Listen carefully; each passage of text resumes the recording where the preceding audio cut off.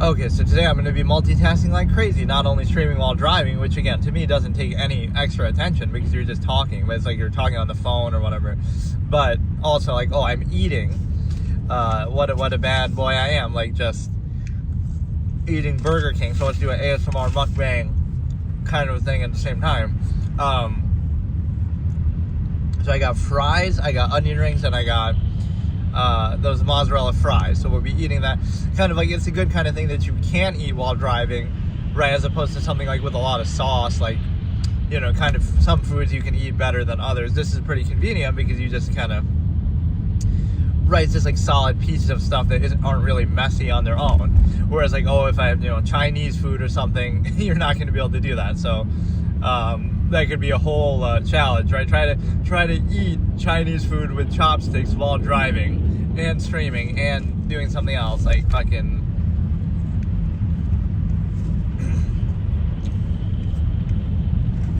But today's episode is going to be a callback to one of my greatest length writings of all time that could almost constitute a book with how long it was, which I call this, is basically like a manifesto against superficiality in society and things like that, right? So I called it the Superficiality Protest. And so it's like a book-long series of writings that's more organized, whereas a lot of what I do is just kind of random discussions and stuff like this. But so it's part of that overall subject of the Superficiality Protest. But specifically one of my quotes from there, which was, "Artifice doesn't last." So let me tell this more in like a story form, and then I'll go into some of my basic premises. But basically the overall premise is appearances shouldn't matter because they're constructed. You can be self-aware of them. So the people constructing them, like, think about in modern society, it's so elaborate, but it's like, you know, this company or this candidate for president or whoever, right, is presenting things to you a certain way. The media and so on, they're carefully curating something so that you see it in a certain way. So if you react to it at face value, you're being controlled by it in the sense that you know that they're carefully curating it. You know that, oh, this person went to sales school for this long or whatever, and you know that they prepared this much time and effort and intention to present themselves or a certain topic or subject in a very specific way to get a certain reaction. So now you're thinking like, well, if you take it at face value, you're letting them control your perception because that's not objective, right? You're just reacting to it at face value as if that's is what it is, but you're ignoring the amount of effort and time and, you know, oh, you have all these people who went to school for years to try to train it a certain way, to present it a certain way, and to, you know, dress a certain way, and to, you know, whatever, just appeal to certain identity politics and so on and so on. So whether it be, again, somebody in politics, whether it be the media, whether it be in sales, they're all presenting things to you in a certain way with a certain incentive, with a certain amount of preparation that goes into it, and yet you take it at face value and therefore are controlled by it. So it's the kind of thing that doesn't work if you're aware of it. Like, oh, that's an ad and they want you to buy something, so it's not going to work because you're aware that that's what they're trying to do, right? You're not going to just be some mindless sheep who's controlled by it, but you kind of still are. Or again, it's social interaction. Oh, they're only being nice because they want to sell you something, or oh, they only dress a certain way because they want to be perceived a certain way. So anybody could dress that way, right? That doesn't have any tie to reality. That's like, again, it's the sort of way that animals would think on an instinctive level. Like, okay, you see what you see, and that speaks for itself. But people are aware of that process, right? The same way that you can be aware of it, like, okay, they'll dress this way because they want you to think of them a certain way. But that doesn't mean they actually are that way, right? And again, anybody could dress that way, or anybody could dress that way, or, you know, it's kind of the opposite interpretation concept. Hey, Caitlin, how's it going? So, like, you could dress in a really sophisticated way, but you might not be that way at all in terms of your behavior, or vice versa. You could dress like a slob or whatever. You don't care about appearances, right? And yet you're very astute, or whatever the case may be. There's sort of a stereotype like that with billionaires, right? I think Robert from Shark Tank says this pretty well. It's like, you know, you should fear the man who comes in the meeting in a t-shirt and shorts and doesn't care, right? Because they're the real billionaire, or, you know, they don't have anything to prove, whereas everybody else is in all these nice suits and ties, right? And so they got to keep up appearances. It's like, this is the analogy of the nudist colony that I talk about in society. Like, if we just don't care about that, it either puts the emphasis on things that actually do matter instead of covering them up or overcompensating for them. Hey, Rosa, how's it going? And also So it either puts the onus on reality, which would then we might have issue with reality, and we might not settle for the contrivance state beneath it that we have in society. But you shouldn't need that layer of overcompensation because it's not significant. Like, either you focus on the reality, or you kind of overcompensate for it, you distract from it, right? All of these kind of things. So it shouldn't be necessary one way or the other, right? If the appearance is bad, it doesn't matter. That makes you focus on the reality. Or if the appearance is good, then it just distracts you and overcompensates. So like, think about that analogy of a society that's basically, hey Jay, how's it going? Having fun, I guess, driving in the nice winter weather. Couldn't be any more fun than this. But yeah, it's like, okay, think about two hypothetical societies, right? Society A and Society B. Society A looks really good on the surface, right? They have all these beautiful traditions and banners and parades, and everybody dresses nice, and so it looks good on the surface, but they're doing all that to distract and overcompensate, and even at the expense of the reality underneath. And so, right, that's the situation where, and then Society B might look rough on the surface. Oh, it's a nudist colony, they're all naked, they all look, they don't shave, they don't dress super well, right? They don't dress at all, but yet the reality might be good. Their lifestyle might actually be positive. So that's the thing. Do you sacrifice reality for appearances, or appearances for reality?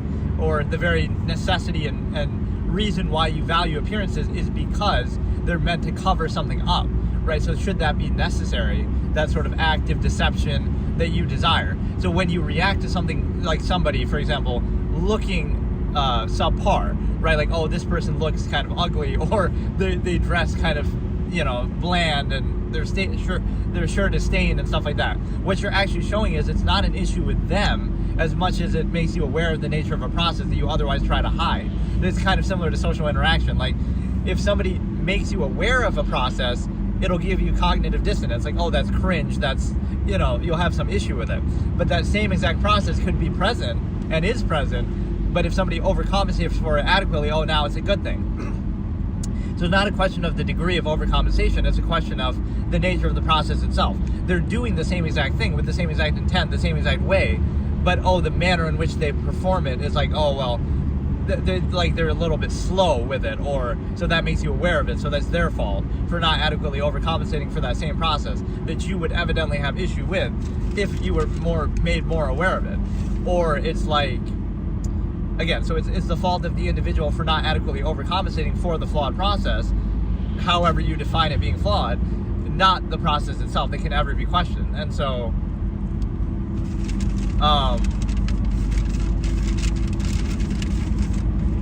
trying to think how I explained it in the past, basically. It's, but yeah, you have Society A and Society B, where basically, a good example is like tattoos and piercings and logos on your shirt and stuff like this. You express yourself that way as if to make up for the fact that you don't express yourself in ways that actually have significance and meaning to your life, right? Because those are much more controlled. So it's like, oh, sure, go ahead, wear whatever you want and have as many tattoos and piercings as you want, right? Because you'll get out your need to express and self-actualize that way, or, playing games, or your favorite media, your favorite band.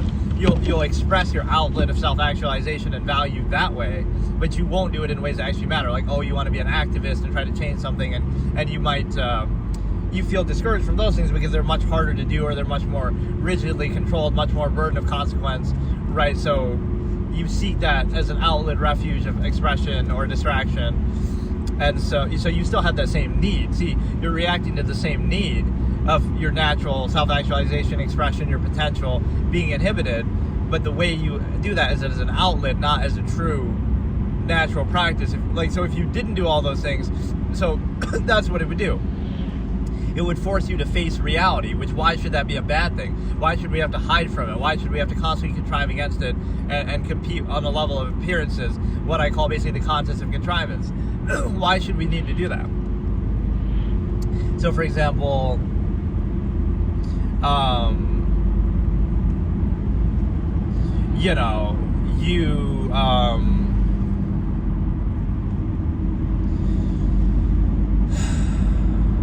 let me think, how do I explain it? You basically, like, everybody's bland, right? They dress the same exact way, right? Everything on the superficial level is boring. Their expression, their performative aspect, social interaction is boring. Everybody's just to the point, right? Pretend you had that. Now, why would that be negative? Hey, Mike, how's it going? It would be negative because it would only reveal the actual nature of the state. So that tells you that I'm driving towards Syracuse, basically, so central New York. Right, so like test this as a hypothesis. Everybody's bland and boring. They dress the same way. They dress in very bland, unexpressive ways. Socially, they're very neutral, monotone, whatever the case may be.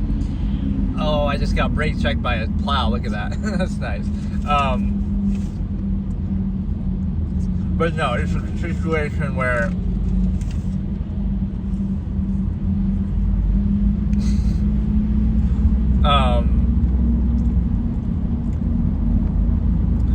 whatever, like, you are able to look at that sort of boring society where it speaks for itself. Let reality speak for itself. Don't try to overcompensate for it. And then you would have issue with it. So what you misframe the issue is, oh, this person's rude or bland or boring, or, it's their fault. But really, it wouldn't be their fault if the process that's going on is okay. So is the process good or isn't it? Rather than, oh, it's a flawed process that you would take issue with, and it depends on the subjective performative aspects, overcompensation, social contrivance, right, undue emphasis, preconceived notions. It's dependent on all that. So that's arbitrary because, if somebody's nice enough, then they can get away with anything. Or if they're neutral and bland, then you'll hold them accountable for the process, right? The same thing is sort of true with cynicality. Like, you're aware that everything everyone does is a zero-sum process and self-interest and zero-sum means, and they want something, right? So, like, let's look at sexual interactions, for example. If you go up to a girl and you're, like, really boring, right? You're trying to pick them up, but you're boring about it. Like, hey, how's it going? You want to go to my place, right? Just be very direct about it. So honesty becomes a negative in a superficial society. Why not be honest and direct? Like, that's all you want. You just want to go home and have sex and whatever. Like, it doesn't matter whether, right, like, no one's saying that's what you should want. But if you do want that, or if you are direct about it, right, you'll be punished for it. Like, like, let's say we're direct, open relationship, or, you're like a dating site that has that exact purpose. If you're direct and honest about it, there at least won't be the conflict of contrivance. You're not going to pretend like, I want to spend my whole life with you and base my whole life around you and have kids, and you use those pretenses as a means to that same end. But if you don't really want those things, then you're going to struggle against that false absolute. So why not just realize you don't really want that? So let's be direct, and if the other person wants that too, fine. If not, fine. But instead you have all this stuff in between that's disingenuous. So you'll say, again, the process is the same. So like some guy, let's just say hypothetically, some guy walks up to you and they just are direct. Hey, you're attractive. I want to sleep with you, right? Like they're being honest and direct, and they're not trying to deceive you, right? They're being straightforward. Let's say, that's weird, that's creepy, that's bad. Right, so you're punishing them for being honest and direct. Not saying you have to even go along with it, but like that whole basis, like be direct. Instead of, somebody's, asked about your day and asked about other things, you might think that's a positive thing, but, on one hand, you're disgusted by, they just want sex, versus the other one where, they just want sex, but they're willing to do more to get it. They're willing to deceive me or like kind of play this whole thing to try to achieve the same end. So you're kind of rewarding artifice in the degree of it. That's kind of what modern society does. It sort of misplants the Darwinistic tendency to a superficial basis of who can kind of overcompensate or put up the best performative aspects to deceive people the best, not whether you're being deceived or not. So someone being neutral is actually being an objective in that, like we're not trying to deceive you, and so we want reality to speak for itself, and then you can come to your own conclusion instead of, trying to overcompensate and deceive you and make it about ourselves or something like that. So if you have a problem with that, then it should be the problem of the process. Like, it's the fact that this is where you're getting the deeper meaning instead of the initial basis, right? It's your fault for revealing the nature of the process by not adequately overcompensating for it with appearances and pretenses and social contrivance. But let's take it a step further. Instead of being aware of the nature of the process, the only reason why that social contrivance is necessary or comes down to that is because you have some unqualified empirical authority over extended process, a corporation taking monopoly over natural resources, etc. You have all of that, and so therefore it's rule by omission protocol, as I call it, where like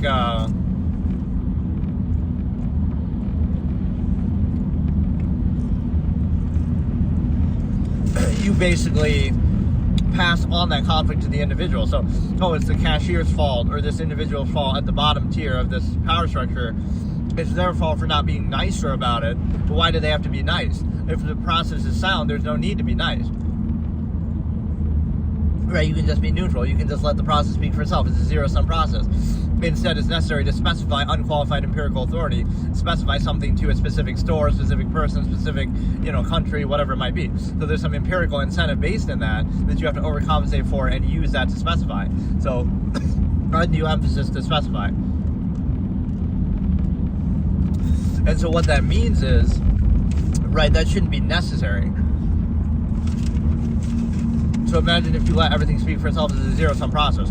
So let me use that analogy here. It's kind of rule by omission protocol versus kind of the neutral objective state, or again, superficiality. So Artifice doesn't last. This was like a bit of a story that I wrote as part of this. So it's like this one person who's I'm trying to think exactly how I said it.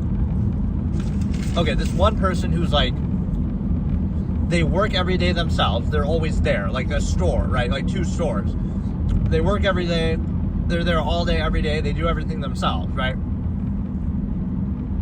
But their manner and demeanor is more neutral and kind of monotone and basic and boring, right? They don't play into performative aspects, or like they won't seem super nice, and so neutrality seems like a negative in a contrived state. So it's like, oh, they'll seem like they're rude or something, but they're direct, they're to the point. They place the basis on true value. They try not to overcompensate, place an undue emphasis imbalance with ego or anything like that. They try to just be to the point, right? They're not trying to sell anybody anything. It's a zero-sum process. If they want something like that's their choice, right? So they're trying to be as neutral as possible, right? They don't have any incentive. They're not trying to sell anything. They're not, it's just, they're just doing it in as neutral a way as possible, but they're there all the time, and they're consistent, and they never quit, and all that. Then the other side is, well, but see, then it'll still be projected, right? Like, oh, they must want something, but they're just not good enough at getting it, right? That's kind of the thing. Not that they simply don't choose to do that, or don't care, or have a different measure in mind, right? Like this sort of neutral state. So you'll be blamed if you're neutral for not adequately overcompensating for the process, or again, this like false duality. It must be the inability to achieve a false absolute, not that it's not absolute, or that any variable, other measure, other thing could possibly exist. So again, that's the first person, like, okay, somebody who owns their own store, has their own store, and they're there all the time, all day, every day, but they're sort of bland and neutral and boring. It's kind of like never too high, never too low, but you're consistent, constant, and just let it speak for itself. Versus on the other side, you have somebody who's super nice and bubbly and, making jokes and social interaction and stuff like that. The problem with that is that person will seem all positive for a while, but then they'll burn out because it's fake, right? They're putting up the front. So it's similar to like a honeymoon phase in a relationship. Oh, you'll give them gifts, and it seems like, oh, love and this and that over the top at the beginning, right? And really try to wow them. And then eventually it'll burn out, and you won't be able to maintain that, and so you're overcompensating for something. So in a similar sense, the RBO protocol is like this, where that might seem positive, but it'll burn out, then they'll be gone, you'll never see them again. That's the one who places undue emphasis, the one who is nicest to you, the one who is, oh, so sweet and cute and bubbly and whatever. They're the ones that'll be gone and you'll never see them again. Whereas the one who's that constant neutral rock will be there forever. So it's like Artifice doesn't last. So the fact that you need that undue emphasis and overcompensation is a deficiency in something, right? That shouldn't be necessary, except to overcompensate or specify something otherwise that would just be an inherent process. So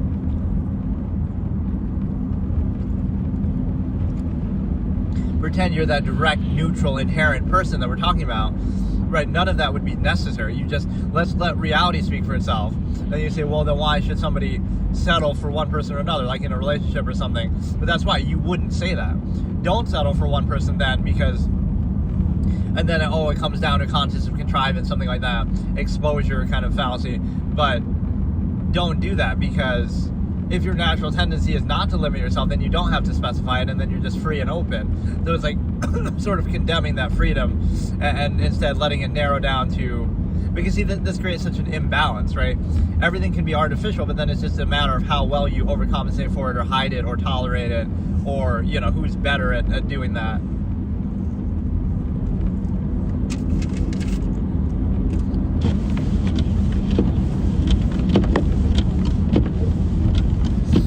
Kind of ruins my view with some of this message crap on my windshield, but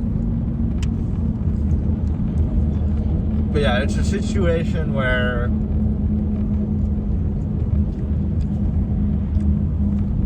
Artifice doesn't last, so you have this imbalance, overcompensation, that necessary and valid. That's one of my key expressions. Like, the fact that something is necessary means that it invalidates the process. Oh, like, this person is super nice, and that's why you buy a car from that dealership. It's like, but shouldn't you buy the best car because it's the best car or the best price? With like, it should be about what you're doing. So if you have a fully sound base of value and a sound measure, whatever it is that you're doing, okay, it's your choice, but it's not based on that. That shouldn't be a defining factor, because then it's arbitrary. Okay, then I'll buy a worse car because this person was nicer, or I'll, that somehow subverts the process. That shouldn't be a part of it, but right, so if it comes down to social interaction, or it comes down to appearances, because appearances are only important or only work on an unthinking mass of people. If you do like what I'm doing right here by observing it, the only reason why somebody appears in a certain way or presents themselves a certain way is because they want a certain response. So it's like, it comes back to that false duality. It must be the inability to achieve a false absolute, not that it's not absolute. And so, what's he doing?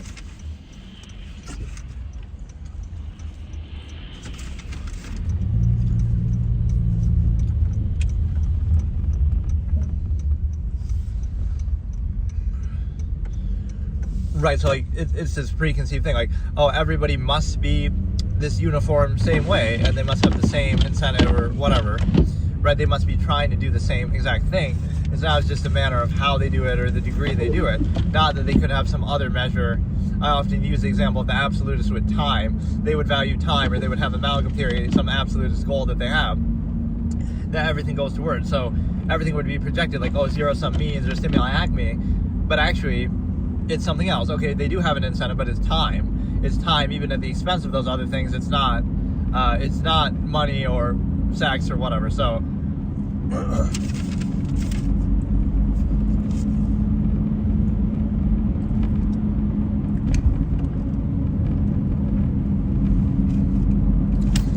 let me think of what other angles I did in the whole superficiality process discussion. Basically, again, a society or a hypothetical movement, like let's start the movement now.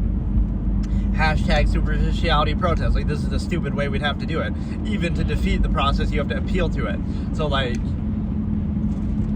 hey, how's it going? Like, even to do that, okay, let's have I Show Speed and some big streamers and stuff say this. Like, hashtag superficiality protest. And so the point is that let's reject appearances and then see what reality actually is like, or try to see what that results in. Yeah, thanks. Happy New Year to you too. Right, so do you need to overcompensate for something, or do you let reality speak for itself? And so, right, that shouldn't be necessary. Just pose that as a hypothetical, but then again, that's the form that society takes on. It's like, it's a contest of that, appearances, like who can present themselves the best way. But when you know that, if you're self-aware and they're self-aware, it's like, they're only doing that because of blank. So everything everyone does is only because of blank. So it's like this selective awareness, right? Like, it's the same exact process in two scenarios. But one of them, somebody's just better, or, better at not making you aware of the nature of the process. Not that it isn't there. So like, look how nice they are and how they overextend, and they kind of distract you. But it's the same thing, right? They're doing it because of some zero-sum process incentive. Even if that incentive is like gratification, like, they just want to, fluff their own ego or whatever. But that's the whole irony, actually, is people often see the contrived state by which they're controlled and the basis by which they're ruled by omission, all of these things, right? You reflect back what they're controlled by not doing it. So if you're neutral and unconditional and you don't want anything, right? This is the best way to test or reveal something. You're neutral, you're unconditional, you don't want anything, you don't need anything, but they'll project that, oh, you must want that to you, or you must just not be good at getting it, or whatever, right? They think they're like, oh, look, I'm really resisting their flawed attempt to get something from me, even though they're not doing anything. It's like, oh, they're only not doing it because I'm detecting that they're trying to do it. The problem with that is everybody else who places undue emphasis is trying to do it, and you are falling for that, but the one person who doesn't do it can't be that, oh, they're just revealing the nature of the process to you and respecting that and not trying to do that. It must be that, oh, they're just not good enough at doing it. There's a false duality that everybody must be doing the same thing by which you're controlled, so it's kind of a tell that you would value that. So so kind of the other point of that is, you let it come down to that. It's kind of an arbitrary basis, a little human ego gratification that we, there's like a certain bypassing basis that we say we should treat something as special because it's, other people and what they say and do is special just because they're people, not because it actually has merit to it. So, like, that's a way to control people. Just like you might think, oh, on an individual basis, like, of course, social interaction and this and that is good, but it's just a way to reinforce a state. It turns into a tool to reinforce a state that you didn't choose that might be objectively adverse and finite. So you might realize that, it would reinforce anything then. Oh, let's be all nice and friendly. Even if we're in Germany in World War II, let's be all positive. Don't be a downer, Oh, we could be in China right now. And, oh, there could be nothing wrong with the process, so let's overcompensate for it. Let's socially contrive. And, like, it attributes that. This is the real meaning of superficiality, right? A society will attribute any cognitive dissonance or any flaw of the process itself, the society, the government, whatever it might be, social norms. It'll attribute it to something that makes you aware of that rather than the presence of it in the first place, right? So it's like, oh, like China is a good example that way, right? Like, oh, if we just censor everything, that everybody's happy and there's no problem, right? You're not actively aware of it. Even if it's still present, you're not aware of it, so it's okay. So it's kind of the same thing. We're like, oh, let's overcompensate, let's distract ourselves, right? Bread and circuses, folly, favoritism, escapism.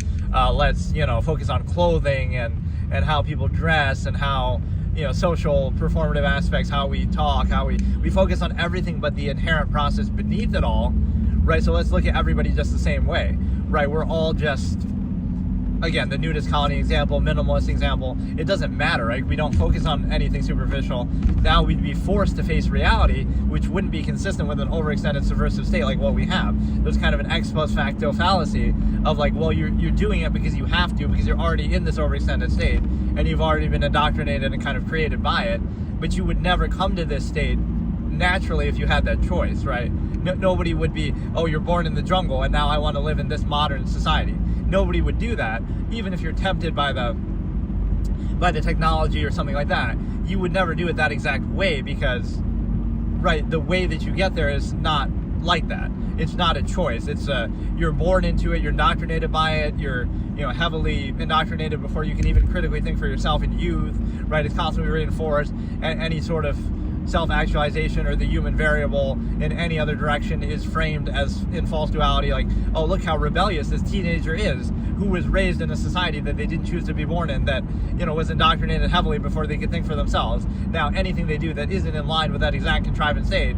that had the advantage and the disingenuous way of indoctrinating them when they're too young to think for themselves, after all that, I should say, like Carl Anthony Towns, after all that, oh, now they're rebellious. Oh, gee, I wonder why they're rebellious. Could it be that you train them like an animal in a cage, right, regardless of the specific overcompensations of technology, which is kind of a disingenuous way to justify it? That process is inherently flawed.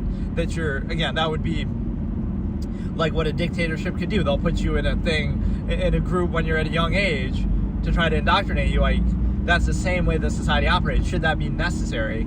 And does that indicate a sound process, right? Whereas, why wouldn't you come to that on your own? Even despite that indoctrination, people still, right, won't go along exactly with it. But it poses this false absolute, like, oh, they're being rebellious. But rebellious against what? Some subjective, specific social contrivance of that era, some specific, contrivance state. So,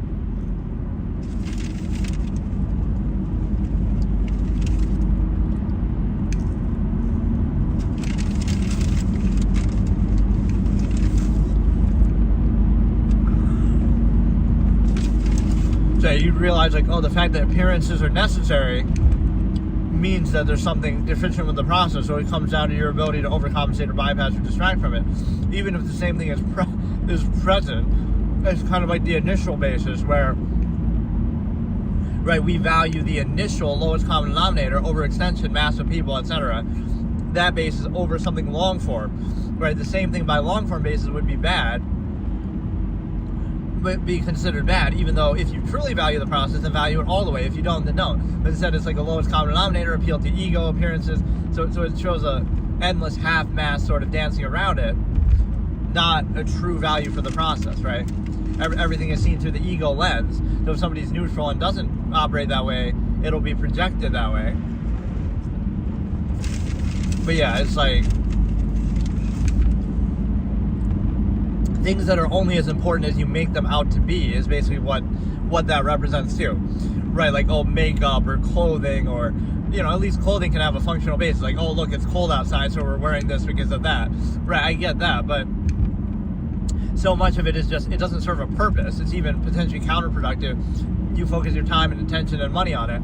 So again, if tomorrow everybody just was enlightened in this way and didn't value appearances, right, then they wouldn't matter, right? All that goes out the window. So it only matters as much as you place emphasis on it. And it's kind of like this initial basis that you don't think about, right? Like, well, the modern technology we kind of still treat as like a new and novel thing, or something we take it for granted, like wearing makeup or something. None of these things actually matter, right? They only matter as much as you make them out to be. And you're controlled by them to that corresponding degree. So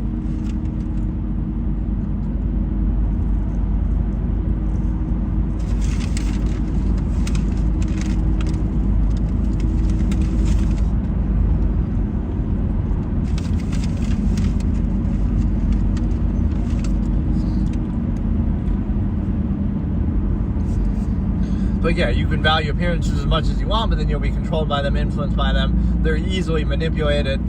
So there'll be this fallacy too, like whether it be with appearances or social contrivance, like, oh, well, if you manipulate stuff like that, like we take everything at a face value and give people the benefit of the doubt, which you shouldn't do. Look at human history, or just look at self-awareness. Anybody can say anything at any time. So it's kind of like this weird thing. If you're self-aware of human nature, that'll make you seem negative because you're aware of it and accounting for it. But then it'll be projected onto you like,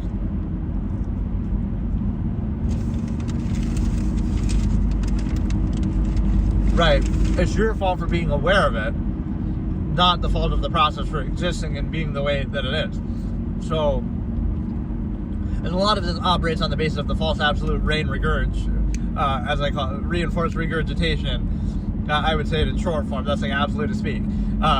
Reinforced regurgitation thing, like where you're in an absolute state of society, and so your only goal is to just reinforce it because it's absolute, right? There's no, whereas the absolutist comes with a sense of finality, like, no, you're going to have a higher standard that would invalidate that, even by its same own measure and pretense that opposes, right, to justify its control. But you would bring it to a sense of finality. You would either put an end to the process, do something better, remove the need for it by its own same standard, everything like that. And so,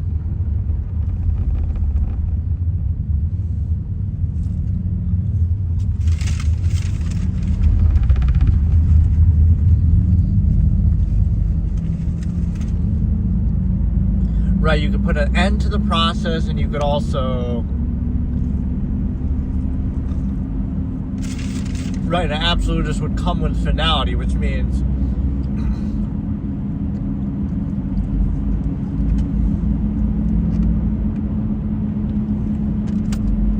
it'd be a higher standard that would, again, either it would have its own measure of standard and it would invalidate, either it would mean their end, or it would mean the end of contrivance, or it would mean they just wouldn't be a part of it, or it would mean they would make their own, or it would mean they would take contrivance at face value and then hold it absolutely accountable and do it fully, and thus invalidate the process, remove the need, right, and validate it by doing that. So there wouldn't be this half-mass state of just reinforcing whatever just because it's treated as false absolute that's not held accountable.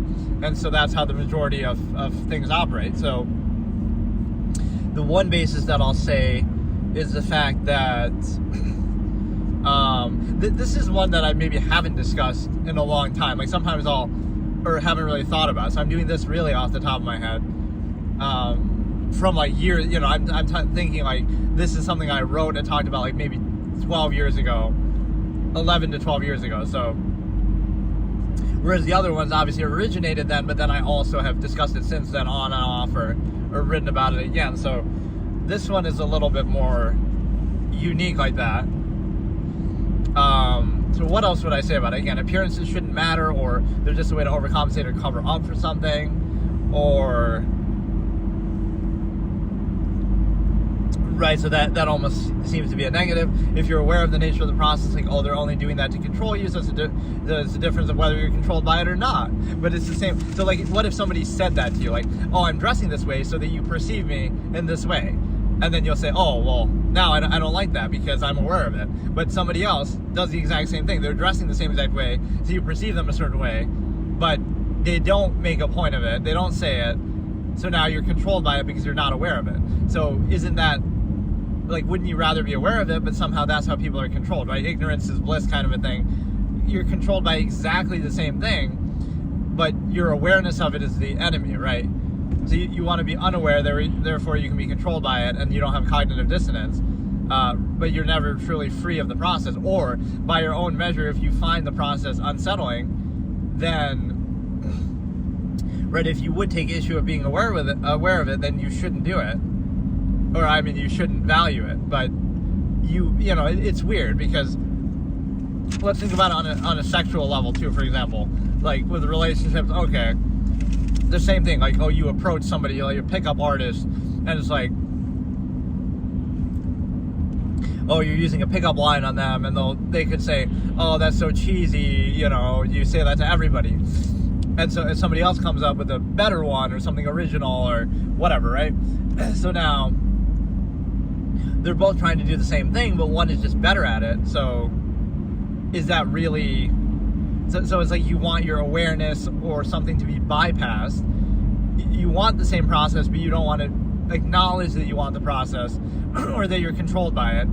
So the way that you arrive at that would be the same. So you say, oh, this guy tried a pickup line, what a loser, right, whatever. But then, how did you end up with your boyfriend? Oh, they did the same thing, right, just in maybe a slightly more subtle or different way. So you're letting it come down to the form of that, but it's the same actual process underneath, right? It's not like it's some higher measure. There's the degree of overcome. Well, if he had just used a better pickup line, then that would have worked. Or, oh, if it was just the same process but slightly better, right? So it's like you don't want to be accountable or associate with your inherent tendency. You want to kind of hide from it and deny it. And so there's a lot of like ego appeal and bypassing that happens there. And so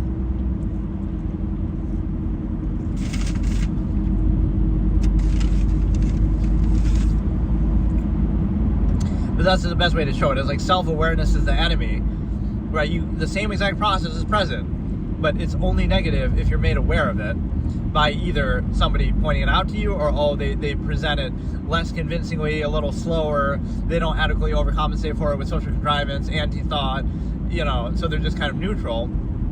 So now, because they're neutral and they're, like, let's say they don't talk, compared to somebody who's constantly talking, contriving, you'll be selectively aware now, even if that's the goal, right? Yes, be aware of everything all the time, but oh no, you'll only be selectively aware when you're not having your thoughts countered by social contrivance and bypass, and you're focusing on that.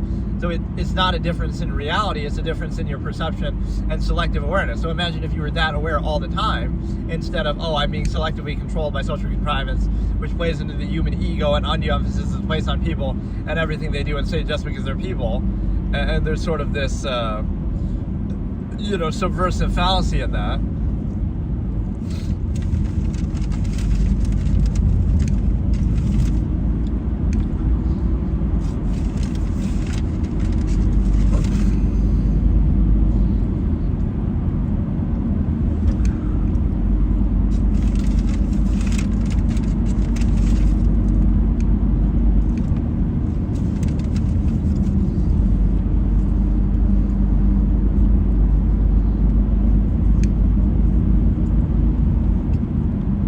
So that's sort of what would be considered cringe or whatever, right? Bad by some modern standard or whatever.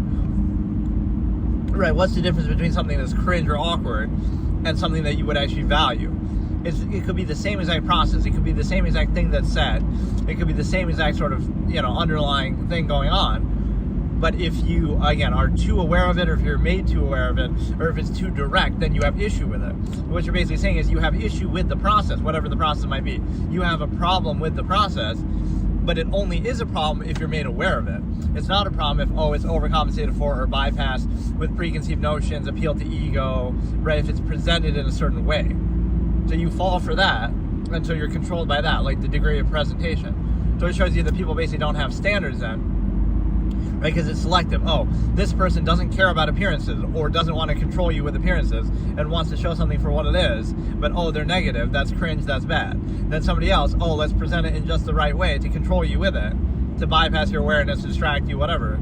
Now, you create the illusion, and so it's similar to like how you would make a movie or something like that, right? You're trying to make the illusion complete, so then people accept it. It's the same way in society, like, it might be artificial, but if you do it well enough, if you're artificial well enough, then people believe it and take it seriously.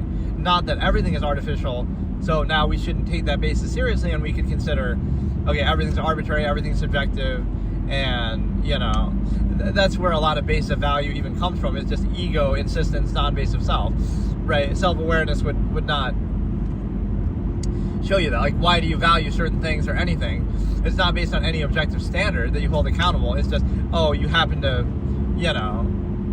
things that you didn't choose, right? Like family or country or where you happen to live, where you happen to be born, right? None of these things you necessarily choose, but you act as though they're absolute just because you're kind of insisting upon what I call the non-base of self, right? So there's no base of value. The only basis is yourself, what is nearest to you, what you've experienced, right? You're placing undue emphasis on that just for that reason alone. And right, so if you try to free people of the process they're controlled by, they insist upon it, or again, that's basically what it could come down to. You're just not good enough at controlling them by it. What if you don't want to control them by it? What if, again, the absolutist comes with finality? It's not a zero-sum process, reinforced regurgitation. You're trying to put an end to the subversive process that you've been subject to as well, or whatever, that you observe. You want to end that subversive process. You want to free people of it. But, it's just, you're not good enough at doing it because you're still some sort of unwilling or demonstrated part of it where you're trying to, you're not really even trying to do anything, but you're either trying not to maintain that process or you're trying to reveal the nature of it. So it's your fault, again, for not overcompensating. So that assumes that this is like the idyllic state that you vouch for. That assumes an absolute state. It's an absolute perfect state, but it comes down to and depends on the superficial, subjective overcompensation of people. So, right, evidently, it's similar to like the morality fallacy. Morality is absolute, but it relies on subjective law enforcement and courts and this and that. So it's the same sort of thing. Like, it's absolute, but it relies on our subjective constant contrivance, by which logic you could make almost anything appear to be true, as we've seen in other governments or whatever. Right? That doesn't make it valid just because a mass of people are brainwashed or go along with it or do it in a uniform sense. So everyone to their own specific contrivance state. So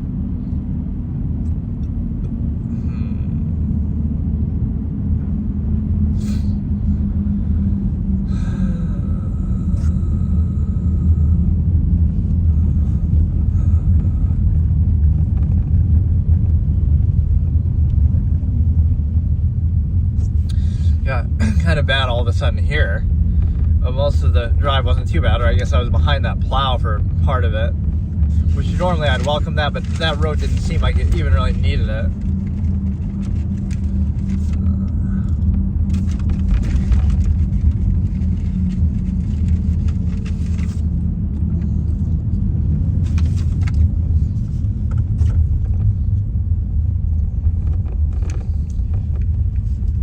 Yeah, this subject could be one of those that turns into like a 10-parter, like with the stigma effect, but I guess I don't freshly off the top of my head know everything that I said about it. This one's a little bit different, but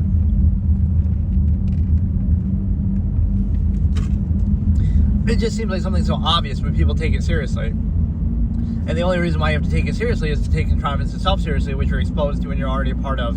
And so you can't face the cognitive dissonance that, maybe you're being constantly controlled by this, and maybe it's subversive and, objectively adverse and finite to everyone. You can't face that. So it's like, it's the fault of the, shoot the messenger. It's the fault of somebody even just being neutral and not controlling by a process. So again, just remember that process is present, it's absolute. Or just remember, false duality is your inability to achieve an absolute, not that it's not absolute. It's sort of like the glass shattering effect of freedom and self-actualization. Like, what if there's some other measure out there? Somebody doesn't want money, or somebody doesn't want sex. They're happy living out in the woods and being a minimalist, or exploring nature, or like a different lifestyle. They don't want modern conveniences. It's not possible for that to exist, you see. So anything that you perceive that might be contrary to that,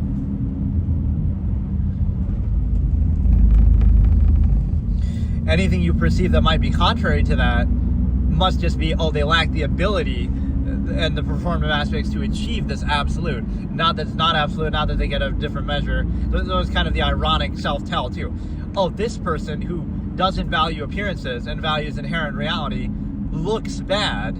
Their appearance is bad, so therefore that discredits them. But you don't understand that? You might look bad according to superficial criteria that you don't value, and the whole point is that you don't care about it, and you don't want that to be the basis of value. So you'll be discredited by the very basis that you're not vouching for, right? So you're saying, your criticism of superficiality isn't valid because you didn't present it in a superficially overcompensated enough way, or like you don't look good enough while saying it, right? Like, pretend it's one of these campus conversations or whatever, right? I walk up to the microphone and I'm a minimalist, or I'm part of a nudist colony, and then I'm wearing clothes, and they'll say, look, you're wearing clothes, so that invalidates you. But if I wasn't, then I wouldn't be allowed to speak there. But that shows you the closed structure contrivance. They're forcing you to do something, and then using the fact that they force you to do it to validate the standard. And then the other side of it is the fact that, like anything that's mob rule, like mass collective standard, right? You're not doing it because it's actually the best thing by any subjective process or measure that you might have. It's just, it's the best way to control a mass number of people, or the only way, or an effective way, but doesn't mean it actually has any standard or basis behind it, even if you hold the pretense truly accountable, like amalgam theory would tell you that.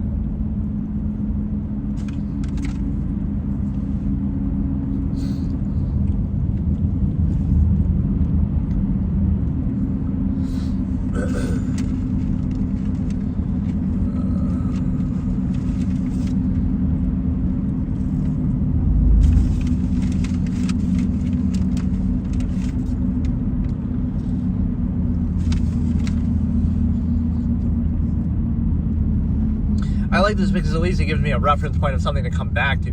Now if people ask about a subject, what are you talking about? You can look at all the other episodes, and like, it's not the best way of doing this, but this is like the long form postulate at work. You can't just do this in one single thing. But no, think about like a state of where you're actively self-aware of everything, which people are not, and it's even condemned in a way to be that. Right? You'd be aware of the nature of the process, so it wouldn't work on you, or you wouldn't value it, or it wouldn't be effective, right? It only works if you're selectively aware. You're only aware when you have permission to be, or like, this is like the lack of inner monologue or self-awareness. People will react on the superficial level, on the surface level, and they're not actively thinking about anything or like aware of what they're thinking. They're just reacting. So it's like, this person looks a certain way, so I'm going to react to that. This person. So at what point do you get that ability that anybody can do, where you have this inner monologue? There's some stupid thing that people say, certain people can't do that. Like, anybody can do that. You can just sit there and think. That's kind of what writing is. You can write like, this is what's happening now, and you can be aware of it in a way that isn't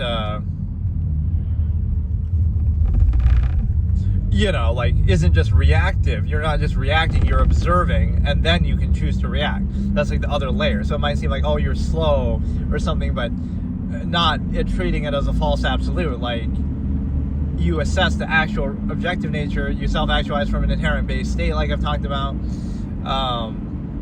This topic would be very, very intimidating to do because it's just so broad, and it's a concept that people, I guess they just don't get it, because again, I wrote the equivalent of a book on this subject and discussed this, and it's like, it's not something that, I wonder what people's actual responses to it would be, but it's more just like, it's not, it should be so obvious, but it's like, that's the only way you can define value, but it wouldn't be consistent.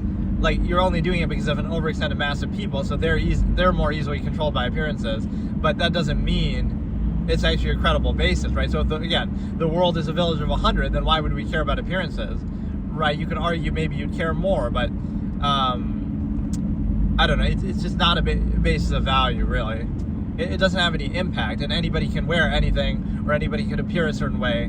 So you can appear a certain way that's good, but act in a way that's bad, or you can appear a way that's bad, but act good. So like, you're not credible. It's opposite interpretation. It's just you're letting yourself be controlled by appearances and preconceived notions and things like that. So it's sort of like a self-fulfilling preconceived notion. So even if you show this, like I'll do it as a social experiment, right? You have one person who has the right performative aspects preconceived notion, and you have one person who doesn't. And so it's like, but then the preconceived notion can't be acknowledged to be wrong. It must always just be, you know, it's your fault. It's not their fault for having a preconceived notion that's wrong. Right, it's your fault somehow that you didn't put up the right performative aspect or overcompensation or something like that. And so it shows you, like, a society will do that. It'll insist upon what it's ruled by. It'll defer to invisible authority. So let's say you're just neutral. Again, you don't have the typical performative aspects or whatever is expected, or you're kind of more neutral and unconditional. It'll be some deference to something. Oh, they're doing it because the devil is possessing them, or, you know, they must be adhering to some other, you know, invisible authority or something like that. It's never just that a person can choose to do something other than the contrivance state. It must be explained away. The contrivance state is absolute, of course, but it just requires us to acquiesce to it in uniformity, as the majority of people do. And then the one time somebody doesn't, it's like the breaking the simulation kind of thing. Oh, one time somebody doesn't, it couldn't reveal to us how restricted and controlled we are. It couldn't reveal to us that, you know, that's what freedom and self-actualization could look like. That you could do anything at any time in the human variable, and it wouldn't be so uniform to what exactly you're doing now, right? It couldn't open your eyes to that. It must be their fault. It's their fault for revealing that to you, right? So it must be projected in those terms. Like, they lack the ability to practice and reinforce this absolute contrivance state, exclusive to everything else, right? So it's a baseline fallacy, and it shows you the level of which people self-create their own state. So it's not something you'd really have sympathy for, because you're very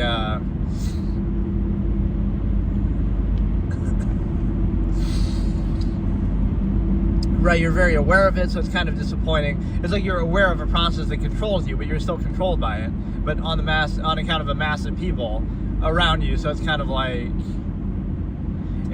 a convenience thing, or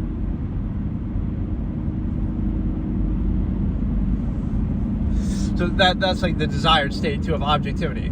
Just like observe every process here that I discussed, or just in general, right? Do it yourself. You don't need me. You can just think objectively and be aware. And then if you still decide to be a part of the contrivance state that you're a part of, then do it, right? Nobody's stopping you. But the chance of that happening is pretty much 0%, right? Because that's not the way it was arrived upon. It was arrived, in fact, the exact opposite way, by distracting you, by overcompensating, by, you know, whatever it might be. And so, right, bypassing critical thinking and so forth, not by actually appealing or having standards and stuff like that.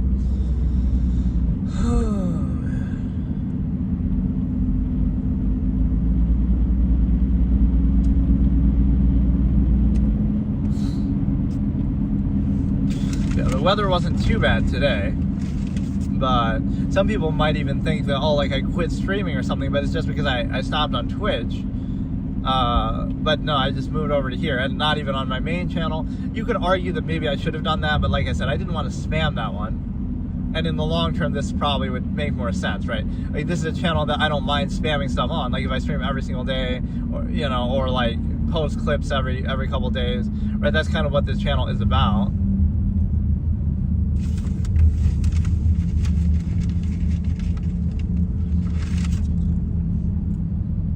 But maybe it seems dumb for a channel that's that small. Like, this dude has a total of like 400 subscribers between all of his channels, and, you know, he has 3 different channels. One with like 70 on this one with like 100 something on the second one, and then one with like 300 on the main one.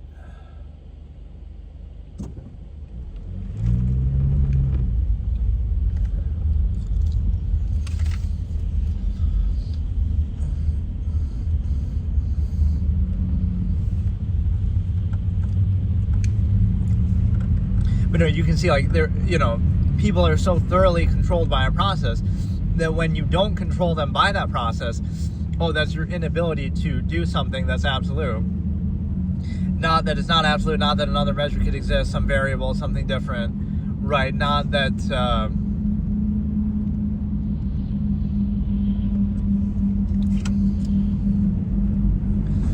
right, not that something else couldn't exist or any awareness.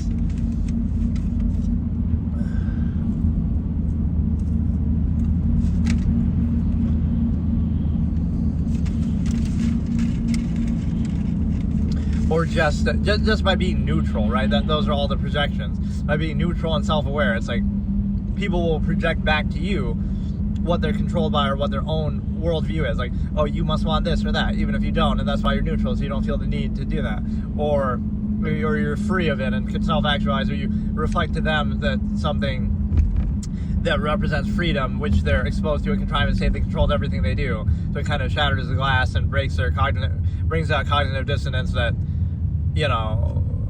so you can do something different. It breaks the illusion of the simulation, so they have to reinforce it by acting like, oh no, it's not that we're being restricted so heavily or that we could potentially do other things. It's that, anybody who does anything besides this uniform state must be incapable or flawed, or we got to label or dehumanize them somehow.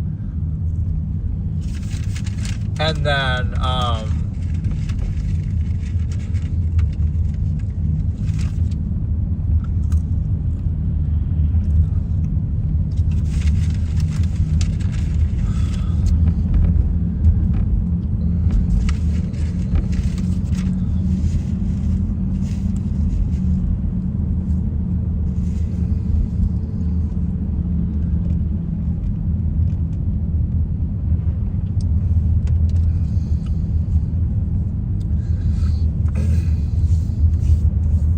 right, so again, it must be your inability to achieve a false absolute or overcompensate, not that it's not absolute, right?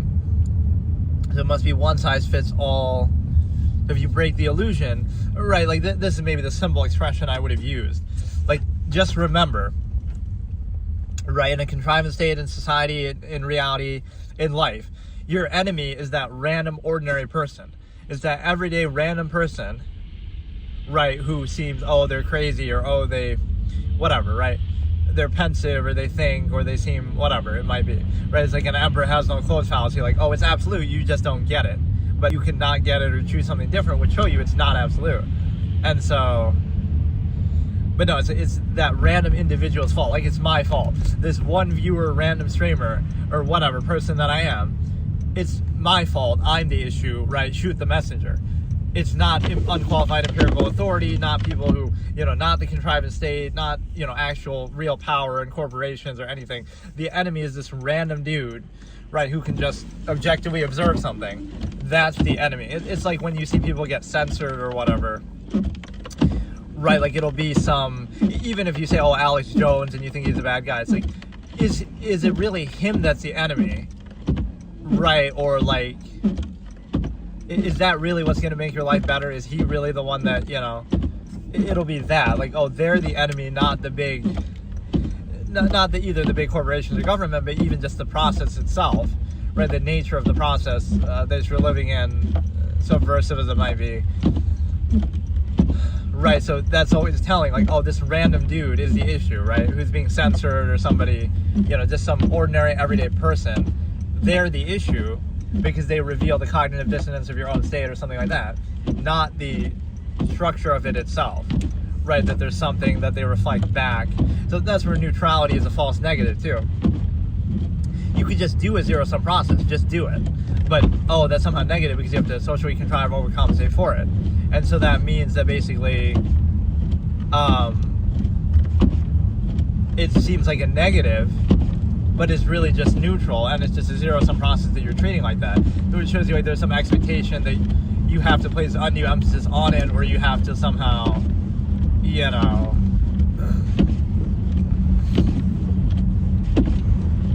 right, the expectation is that you're placing something on it as a neutral, right? Like, everybody has to place undue positive emphasis on the contrivance state, otherwise it'll seem negative. because it's not inherent and it's subversive in nature and overextended. But what that means is, it means that, right, like you're treating that undue positive emphasis as a neutral, as a default. Right, so simply being neutral will reflect back how people are controlled. It'll reflect back their own worldview. It'll reflect back the cognitive dissonance that they have with the state itself. But oh no, it's your fault for just revealing it. It'll reflect back kind of artificial things that they're controlled by or appeal to them. It'll reflect back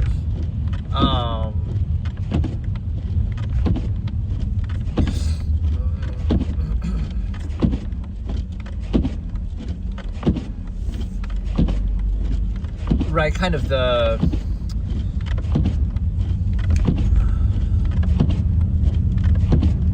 whatever, just the nature of contrivance. So it's not even saying, they're not saying, oh, the contrivance is negative and we shouldn't do this. They're just doing it without placing any undue positive emphasis or framing or anything like that. So it'll be seen maybe in one of two ways, right? The emperor has no clothes fallacy, like, oh, you just lack the ability to do this absolute thing, right? Like you don't know any better, kind of, but it is absolute, which is kind of a nonsensical way to look at it. But that, or the other one is like, oh, you think you're too good for it. But this is one of my expressions too, like, in fact, I won't even say it, that one's whatever, but right, it's not that you're too good for it. Again, to be aware of it is not to be above it, but it's just a flawed process that you're identifying. Like, it doesn't mean that you're too good for it, it just means that the process itself is flawed.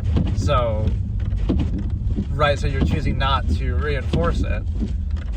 And then I like how it got worse throughout the trip, right? Like we started off and it wasn't so bad.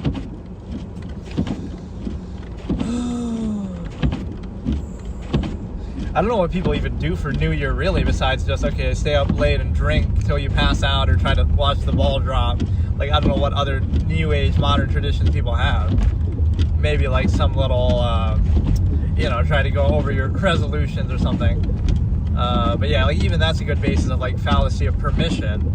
The fallacy of permission, like even when you break the contrivance state that's supposedly absolute, you can only do it with contrivance's permission. Like, oh, you have to wait till a holiday and do it when it's approved, right? So even your imbalance overcompensation of when you can be free of contrivance is within only when it's allowed by contrivance, right? Not just freely, like, oh, pick any day that you want and you can choose that to be. No, it has to be a birthday. It has to be, you have to like kind of justify even the inherent self-actualizing things that you can do at any time. You have to somehow justify it, or again, you need like the fallacy of permission through tradition, like, oh, you can only do it or only be free at this time, right? So even freedom from contrivance, you need permission from contrivance to do, right? To value or whatever. Right, why not pick any day, or why not every day, or, even like to escape from the contrivance state. I've said this in a layered way many times, like, oh, if you're observing this contrivance state or something, you will, you say, oh, why not just go live in the jungle then? But you try to, and, oh, then you're taking the clothes on your back, and so that makes you benefited from society from that, or your origin, or something like that. Or even if you go out naked, then you'll be arrested for that. Or you'll be trespassing on somebody's land. It could be the government, it could be a corporation. So anywhere you go, you'll be like that. So you'll see the ways that it tries to stop you. You can't hunt here, you can't fish here, need a permit, right? So now you see that even to be free of a contrivance state requires the permission, basically, of that contrivance state. And so, right, it's kind of disingenuous. First of all, you start off with a non-consensual social contract at birth, right, that's just forced upon you, and then you might, when you're old enough to think for yourself, you might make a decision, but it's already from a preconceived basis. It's not objective. And so now you treat that as false absolute, take for granted. And then the other thing that you do is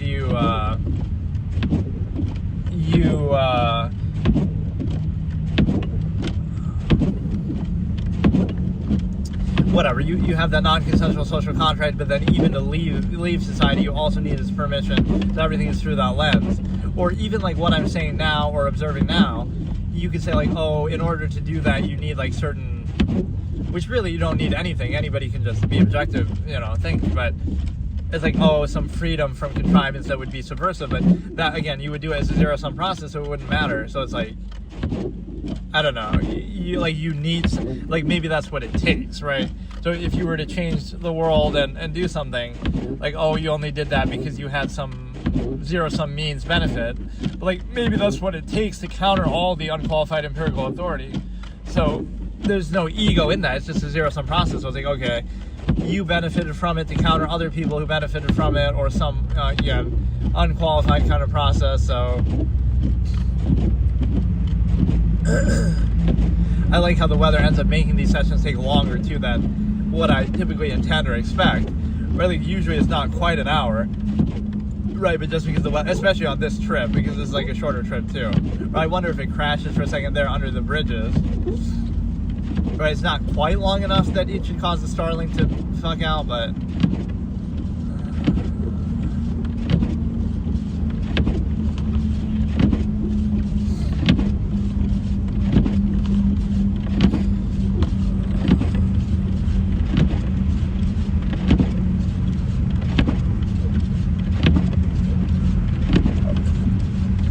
yeah, that was pretty much the whole first part of what could be a long series. And I like how I went back to episode 8 and I did episode 8.5, but we have episode 9, like 9.6 that we were on. Now we can have this one, like there's the trauma one, 13.5. like it's kind of gonna go all over the place, but and I discussed kind of other things in here too that all sort of relate, but it doesn't mean it's always just only about that topic.